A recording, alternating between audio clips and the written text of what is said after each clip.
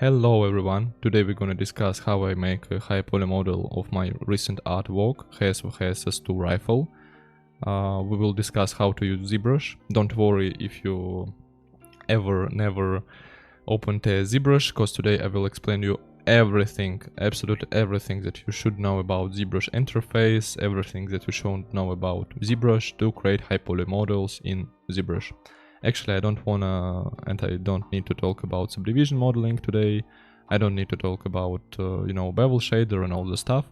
We will talk about this in future videos. Yeah, if you really want, just write a comment about this, that you want to see videos about this topic. And now I need to ask you for help. Actually, as you could know, videos on this channel are not as frequent.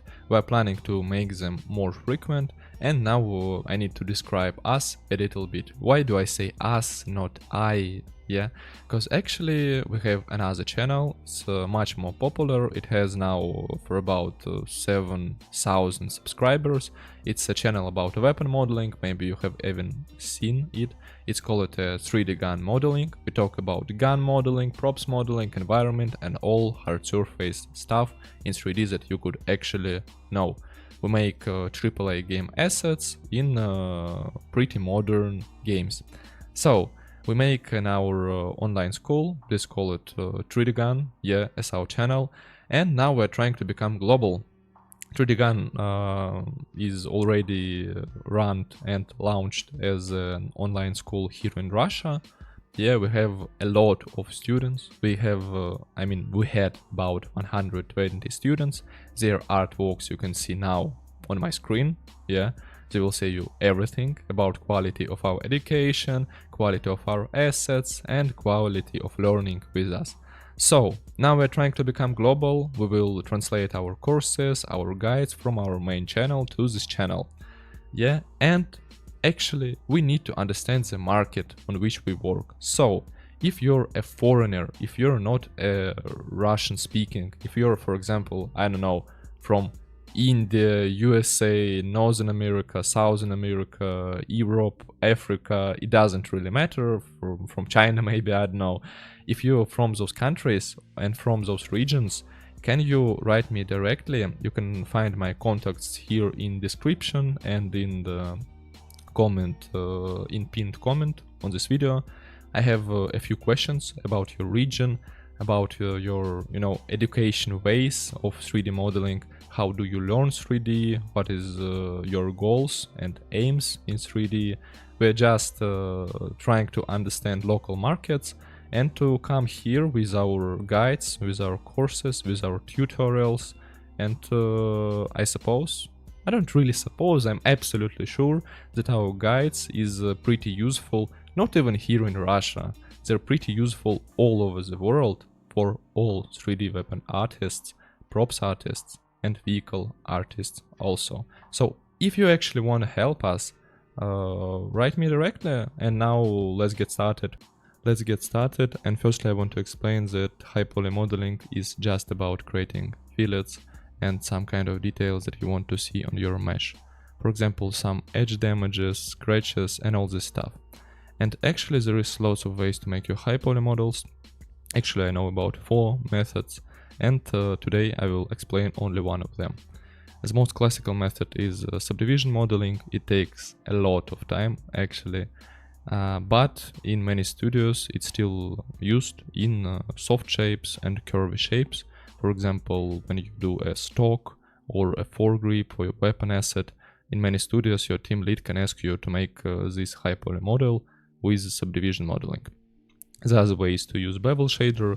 Bevel shader become popular nowadays, and actually in lots of studios when you make a prop or environment asset, you use bevel shader because it is the fastest way, but it actually has lots of limitation. And the main one of them is that you can't actually sculpt edges, add damages, and all this stuff. If you want only and only to make some fillets on your object, you can use bevel shader. I will record a video for you about bevel shader a bit later, but today we're actually going to talk about Zbrush and high poly modeling in Zbrush. Actually there is a fourth way that you use in plasticity. yeah, actually you can make fillets in plasticity. I don't really like that method because it spent lots of time. You can't actually, you know, edit your fillets after you make them in plasticity, so I don't really like this way. So let's get started with this model. For example, I have here two models, one from VSS Ventres that I have mentioned in previous video that you have to watch actually, because it's a good one video about AAA pipeline of creating game-ready weapon assets. So as you can see, there is not as dense wireframe. Yeah, it's like just a low poly with sharp edges or with hard edges. It really depends to software that you use. And there is another one model from plasticity. It has a more dense wireframe, as you can see, and it also has sharp edges. So firstly, before you go to Zbrush, you need to prepare your object in Blender or in another software that you use. Firstly, you need to set all the sharp edges. Yeah, sharp edge should be there if you make a fillet on this place. So sharp edge in Zbrush means that in this place there will be a fillet. So you need to understand this. And now when I set all my sharp edges, I select one of them. It doesn't really depend which one I select. I select one of them, press Shift G on my keyboard, and after select sharpness. Now I can go to edge, and here I find mark seam. Actually I binned it to F3 shortcut, and I really recommend you to do the same thing, because it's pretty convenient, pretty comfortable. So now we have seams here, and now we make a UV unwrap. So actually we made a UV unwrap not to make a textures or some kind of it. We just make a UV unwrap to show Zbrush that we divided our islands, and Zbrush see our seams and understand, oh yeah, there is a seam, so in this place I should do a fillet or to do a bevel on this place. Actually Zbrush don't see your sharp edges, you don't understand what it is. Zbrush actually understand only seams, and you need to understand this. The second thing is that you should understand before importing your model to Zbrush that you should triangulate everything with this kind of parameter. Actually Zbrush don't like n-gons, it couldn't really understand them. When you import an n-gon in Zbrush, it doesn't really display it, it doesn't really render it. So you need to destroy all your n-gons, you need to triangulate all of them. And I recommend you to just, you know, place this modificator, triangulate to all of your objects. After, when I place it to one object, I can select all the objects with A on my keyboard. After that I press Ctrl L, yeah, Ctrl L, and copy modifiers. And now on every my mesh that I selected previously, there is a triangulation. And I can apply it, and yes, that's it. And the third and the main thing that you need to understand before exporting to Zbrush, that your mesh should be a solid mesh with no holes. What I mean about no holes, you don't need to have such a thing, yeah? You don't need to see your backface normals. Everything should be a solid mesh, like this, as you can see. So before importing all the stuff in Zbrush, I really recommend you to turn on face orientation and to, you know, spin around your object and to look for these open holes in your object. So yeah, that's it. Our objects are ready, and now we can export them to Zbrush. I just select all of them, press File, Export, FBX. I select the way where I want to export all of them. Mesh, selected objects. I should go to Geometry, Apply Modifiers to apply triangulation. I can give some name, I don't care about name here, maybe, I don't know, Untitled 1212. I doesn't really care.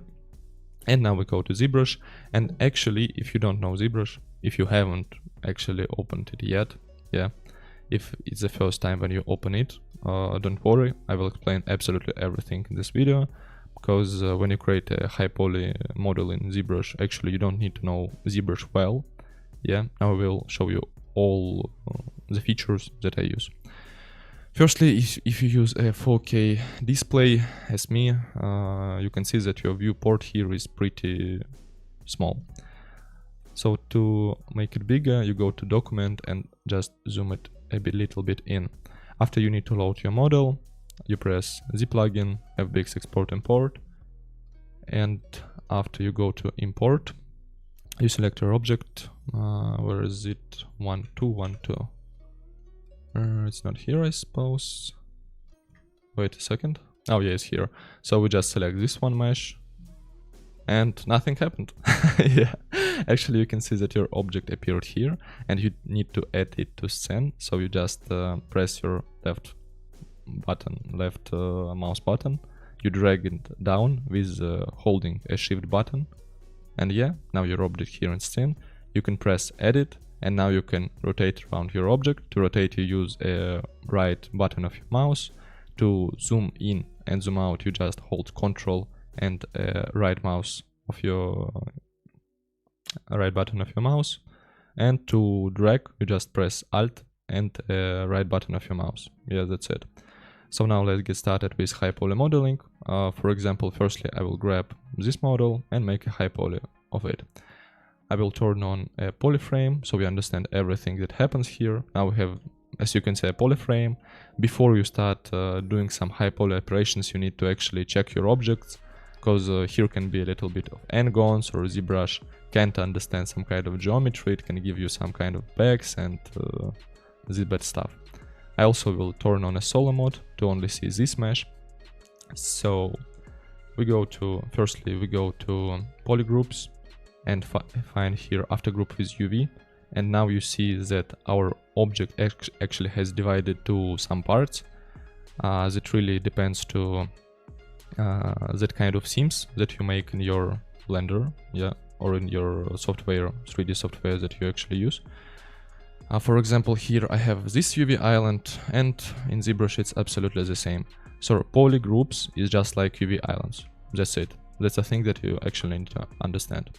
After that, we go to geometry. We go to crease, and now we will zoom in a little bit to look for our edges. We just press crease polygroups, and now you can see that there is a bit of crease that was created around our polygroups. It's just like absolutely the same thing in Blender. When you create a subdivision model, you just create this kind of creases, like with Ctrl B, yeah. So absolutely the same thing actually happened now in Zbrush. So you created them, and now the most important part, you just go to dynamic subdiv, press dynamic, increase your quality to 7 points.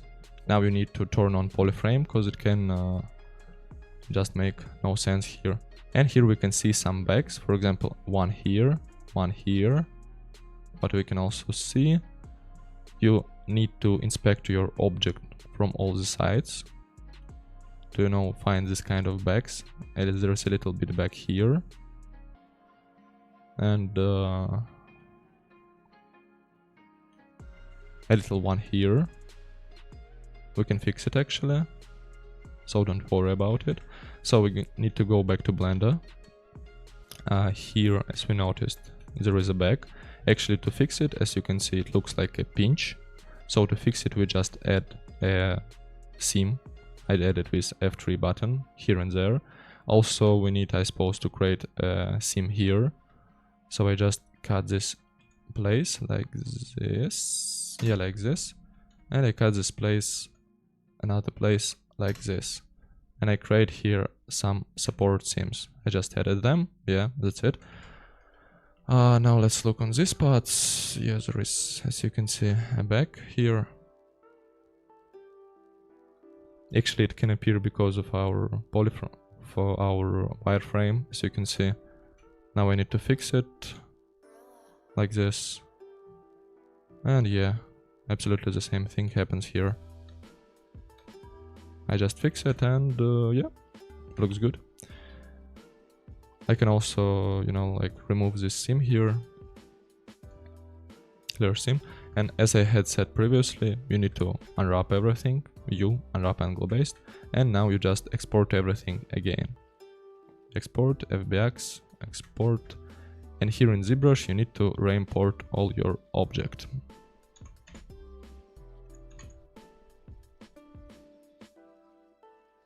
So yes, that's it. And now we do absolutely the same thing. We go to polyframe, polygroups right here. We find after group with UV, we go to geometry, here we find not this one, we go to crease polygroups, dynamic subdivision, dynamic smooth subdivision, and now we check these places. It's pretty okay here. This pretty okay here. We will fix it actually. That's okay here and here. Yeah, we'll fix all the stuff actually. So yeah, that's ready. Now we just apply our dynamic subdivision. Now you can see, now we can think that actually we need to, you know, just press lots of buttons.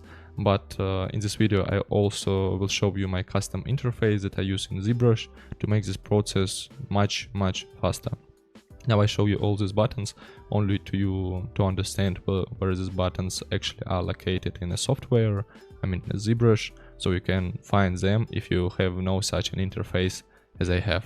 But I will show you it a little bit later. So now we press delete lower to delete lower resolution, and now we can see our wireframe. It looks like that.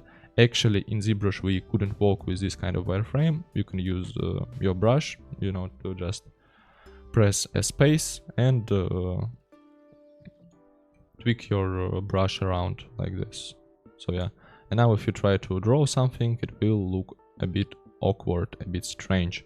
So before creating any kind of fillets and all the stuff, we need to make so-called Dammages.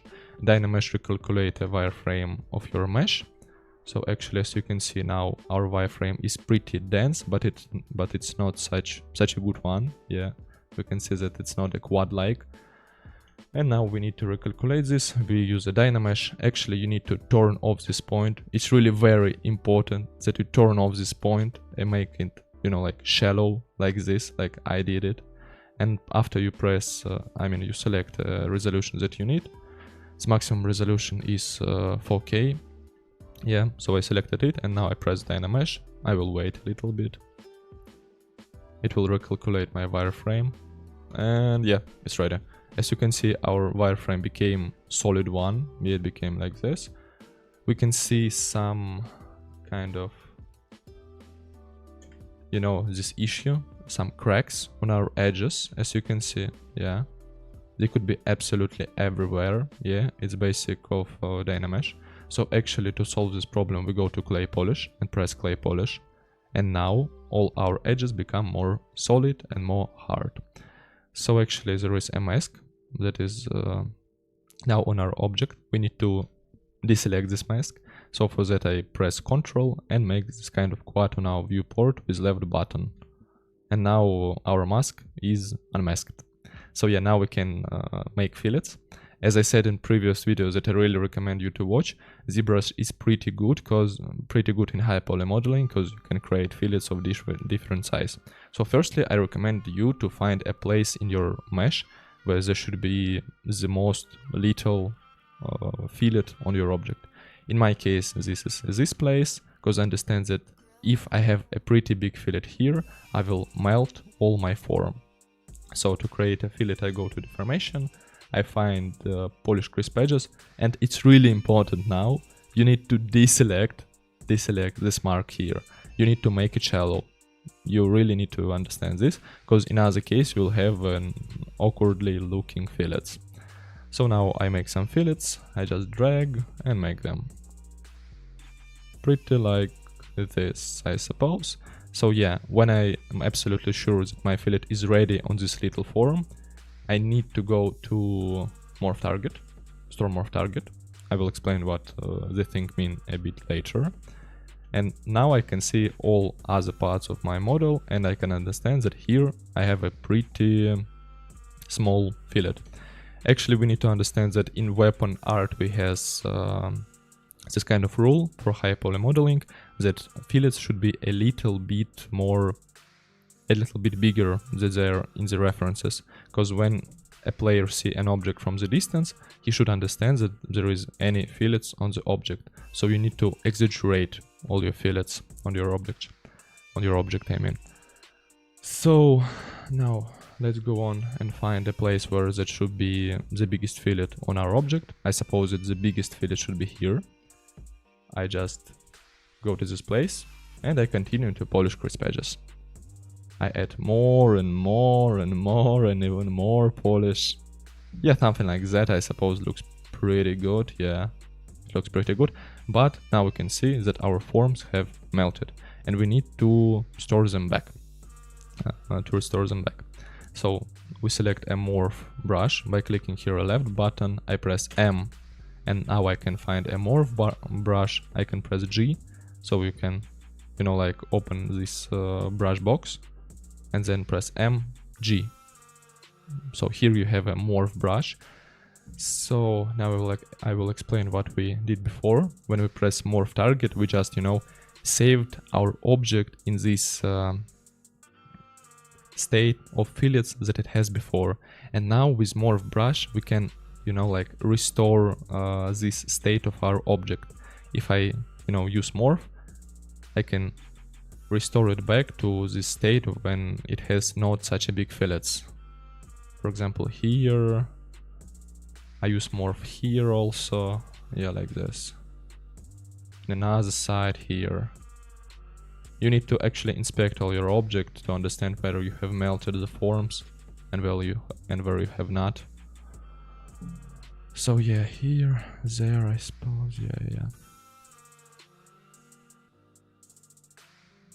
Also here.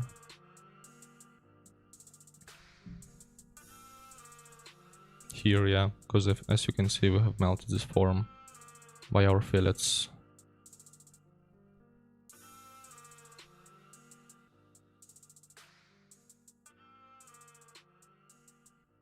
Yeah, looks great. And yeah, that's it. It's pretty ready. Now we can do some damages. For damages, I actually use not all of these brushes. Actually, the main brush that I use for big damages is clay buildup. You can summon it with C and B shortcut. So, for example, if I want to make a big damage, I just press Alt and, you know, like, make a damage. That's it. Nothing strange, actually. Yeah, now when I create it, when I make it, I can just smooth it. For this, I press and hold Shift button and I can just smooth it. So there's my damage. For pretty little damages that I would like to, that I would prefer to do on edges, I just select Trim Dynamic, this brush. I make it a bit bigger, like this, I suppose. And as you can see,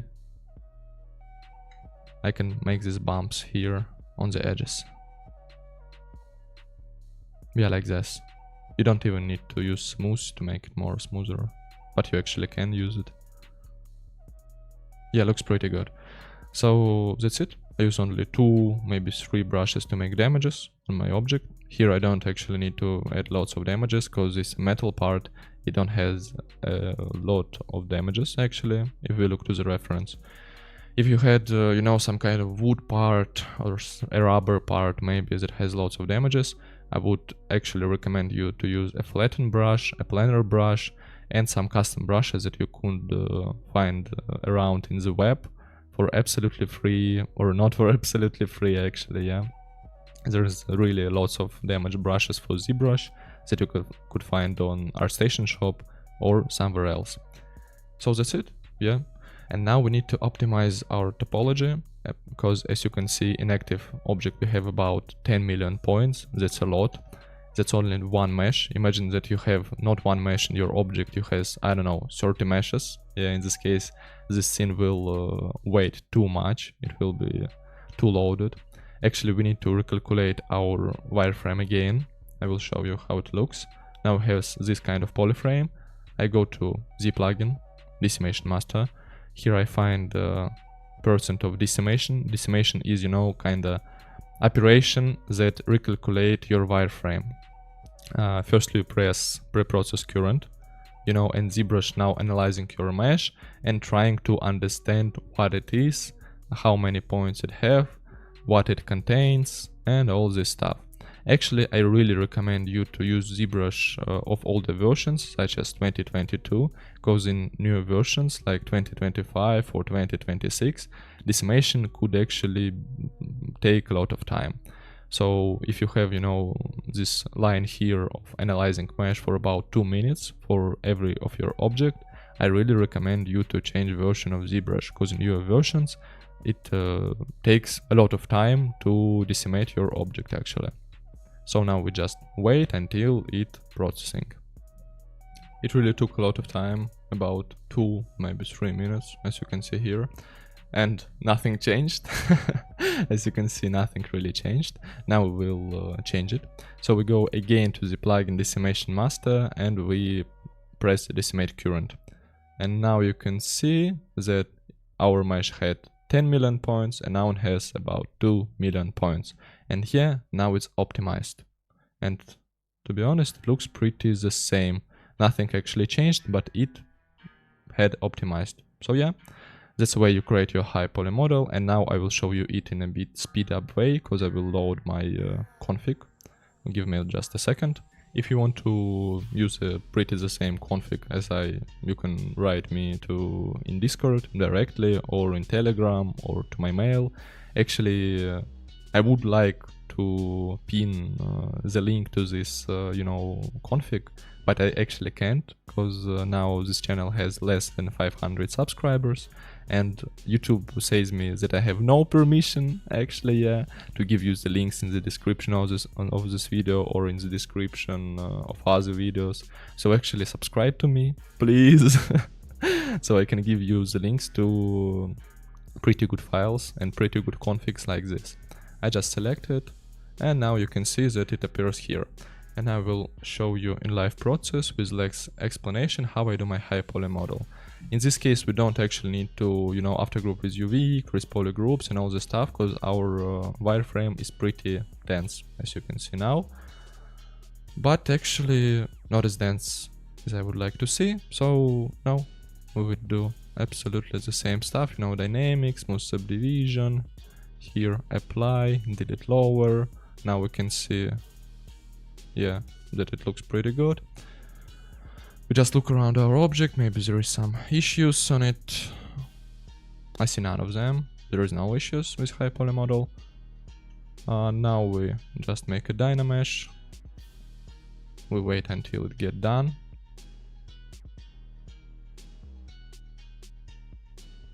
Now it's done. As we can see, we have some cracks on our edges. We use clay polish to fix it. We unmask those areas. We find a place where we should place a little fillet. I suppose it's somewhere here maybe, I'm not sure. We use polish crisp edges. Definitely, you should definitely shallow this place to unmark this stuff. I add some polish. Wait until it polish. Yeah, I suppose like this. No. Not as much. In these places we shouldn't have such a big fillet. Yeah, that's it. Now we place storm morph target. We look for places where we can have pretty big fillets. For example, here I suppose. Add them. Until we reach this size of fillet that we want. We need a pretty big fillets. Especially we need to say that it is a plastic material. On plastic we have fillets much bigger than on metal. In wood we have fillets much bigger than on plastic, and you should really understand this. So now we can see that we have melted these forms. I go to morph target, I press MG, and now I restore my mesh back to its state.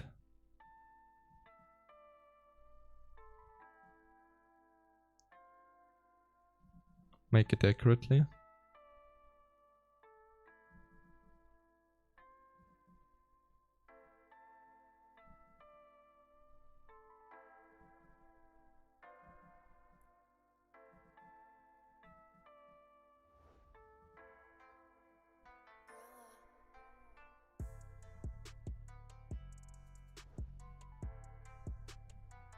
And yeah, it's ready.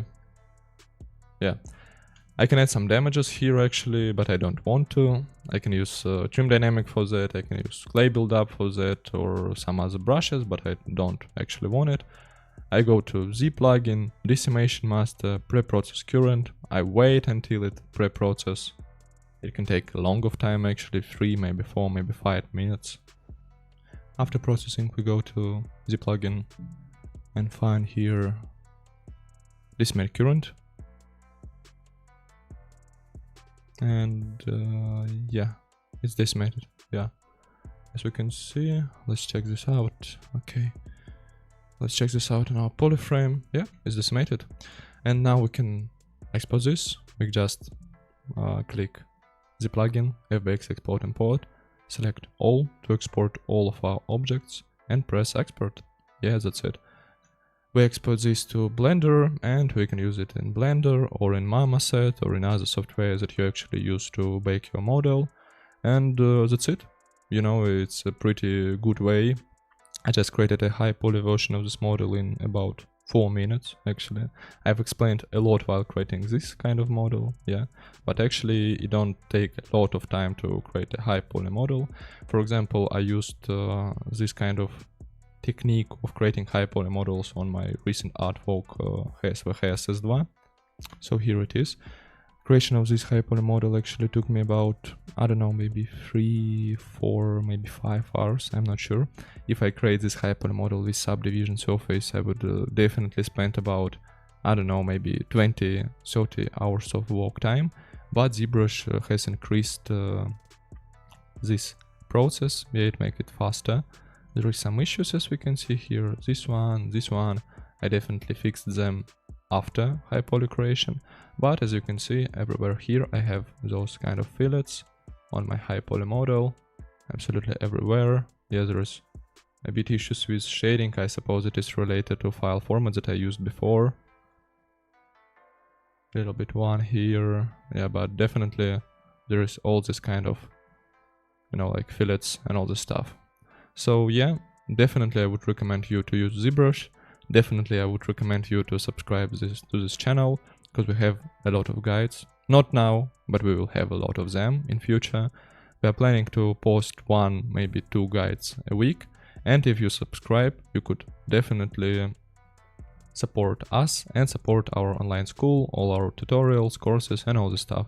And actually, if you want to help me and help us, an online school of web and art modeling, to grow, actually write me directly in Discord, on email, on Telegram.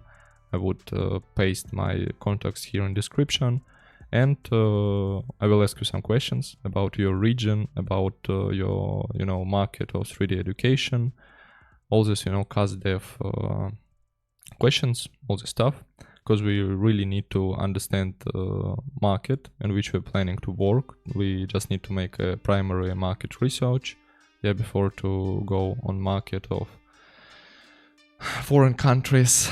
Yeah, so if you wanted to make this channel bigger, if you want to see more guides, more tutorials on this channel, definitely you should subscribe. And if you want, you can write down to me, you can write to me indirectly, and yeah, and so we will support this channel.